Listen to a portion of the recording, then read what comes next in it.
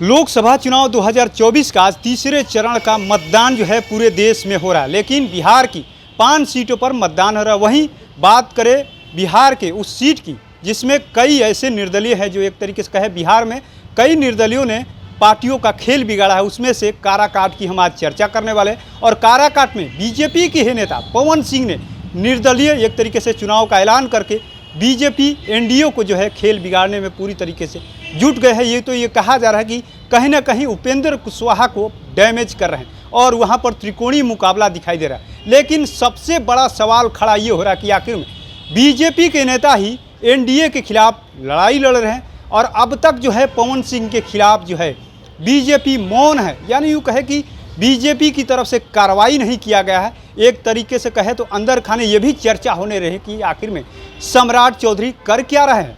उपेंद्र कुशवाहा भी उन्हीं के समुदाय से आते हैं। एक तरीके से कहा जा रहा है कि लवकुश समीकरण में उपेंद्र कुशवाहा की बड़ी भूमिका मानी जाती है और सम्राट चौधरी की भी भूमिका मानी जाती है। नीतीश कुमार तो सर्वे नेता है ही, लेकिन कहीं ना कहीं उभरते चेहरों की बात करें तो उपेंद्र कुशवाहा की गिनती बड़े नेताओं में हो रही थी लवकुश समीकरण में। लेकिन उपेंद्र कुशवाहा अब संकट में पड़ गए हैं और संकट में इसलिए पड़े हैं क्योंकि बीजेपी के जो नेता है यानी पवन सिंह पर कार्रवाई नहीं कर रहे हैं। और कार्रवाई कौन नहीं कर रहा, ये सबसे बड़ा सवाल है कि आखिर में प्रदेश अध्यक्ष ने अब तक जो है लेटर जारी क्यों नहीं दिया, बयान क्यों नहीं दिया कि पवन सिंह को पार्टी से निकाला जाएगा। वो पार्टी के खिलाफ चुनाव लड़ रहे हैं, एनडीए के खिलाफ चुनाव लड़ रहे हैं। कहीं ना कहीं अंदर खाने ये चर्चा होने लगी है कि उपेंद्र कुशवाहा को जो है, यानी हमारे सूत्र जो बता रहे हैं, सूत्रों से खबर आ रही कि उपेंद्र कुशवाहा को डैमेज किया जा रहा है कि उपेंद्र कुशवाहा चुनाव न जीत पाए। क्योंकि अगर चुनाव जीतते हैं तो कहीं ना कहीं कहे तो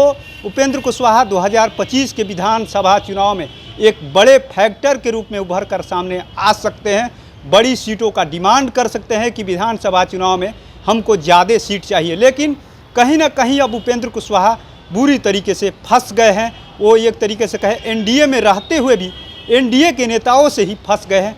आखिर में अब देखना ये दिलचस्प होगा कि एक तरफ जहां वो पवन सिंह के आने से मुकाबला जो है त्रिकोणीय हो गया है, तो क्या बीजेपी के नेता जो है अपने ही नेता पर क्यों कार्रवाई कब तक करते हैं?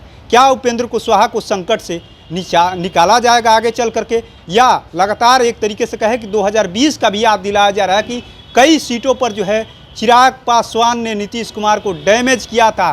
तीसरे नंबर की पार्टी बनाने में अहम भूमिका जो है चिराग पासवान की थी। तो क्या इस बार जो है बीजेपी के नेता एनडीए यानी सहयोगियों का खेल बिगाड़ रहे हैं? और उसमें सबसे बड़ा चीज़ ये है कि उपेंद्र कुशवाहा का खेल आखिर में क्यों बिगाड़ा जा रहा है? क्या लवकुश समीकरण के सबसे बड़ा नेता के रूप में क्या सम्राट चौधरी अपने आप को पेश करना चाहते हैं, या खुद सम्राट चौधरी समझ नहीं पा रहे इस बात को कि आखिर में नुकसान तो एनडीए का ही हो रहा है? लेकिन देखना दिलचस्प होगा कि नरेंद्र मोदी लगातार जो है अपने सहयोगों को जिताने में लगे हुए हैं।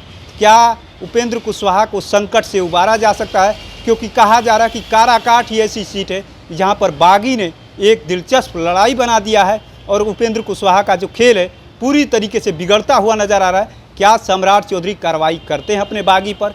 नरेंद्र मोदी अपने नेता को मदद करते हैं? ये देखना दिलचस्प होगा। लेकिन फिलहाल का यही अपडेट है कि पवन सिंह के खिलाफ अब तक कार्रवाई नहीं होने की वजह से वहाँ का जो मुकाबला है त्रिकोणीय हो गया है।